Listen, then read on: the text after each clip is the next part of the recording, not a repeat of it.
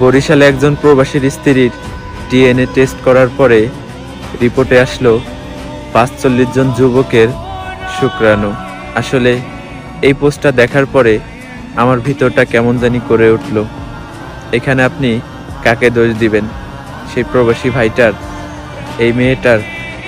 আমি তো এখানে কাউকে দোষ দিতে চাই না, দোষ দিতে চাই ভাগ্যর।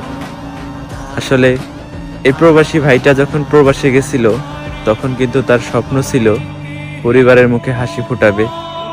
আর সেই পরিবারের মুখে হাসি ফুটাইতে গিয়ে পরিবারের মেন সদস্য, যে কিনা তার ওয়াইফ, সেই মানুষটাই এই প্রবাসী ভাইটাকে ফাঁকি দিল। এই রিপোর্টের ঘটনাটা যখন তার হাজবেন্ড জানতে পেরেছে, না জানি সেই প্রবাসী ভাইটা কতটা কষ্ট পেয়েছে। শোনো বোন, সীমিত সময়ের মজার জন্য কখনো স্বামীর হক নষ্ট করো না।